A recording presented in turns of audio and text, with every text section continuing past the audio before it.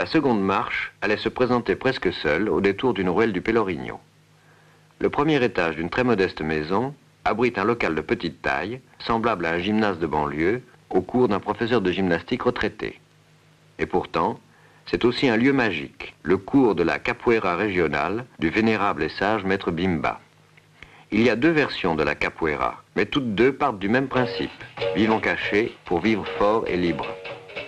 De l'extérieur, la capoeira est une sorte de danse, une danse que les maîtres, regardant leurs esclaves s'agiter en mesure au son du berimbau, prenaient pour une belle et bonne danse, et qui était en fait un instrument de combat, un système cohérent et délibéré d'entraînement au combat, l'équivalent exact du jujitsu ou du karaté.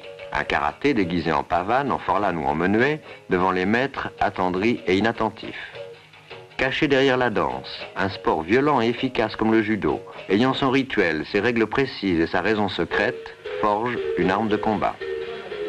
Dans ce local, 4 soirs par semaine, des jeunes gens sous la direction d'un vieux sage, initiateur, arbitre et rénovateur de la tradition, s'entraînent au combat avec les gestes de leurs ancêtres. Il existe une autre version de la capoeira d'Angola de Mestre Pastinha, plus traditionnaliste, plus formaliste, plus costumée, plus près de la danse. La capoeira de Maître Bimba, à l'évidence d'un jeu quotidien, d'un sport normal comme la savate ou la boxe française. Les passes s'inscrivent dans un cercle double, elles sont scandées sur un rythme immuable par le berimbau. Ce sport, ainsi que le pratiquent les élèves de Maître Bimba, est un indice de première grandeur, la preuve que les anciennes structures africaines s'étaient maintenues intactes dans une volonté de combat et de liberté.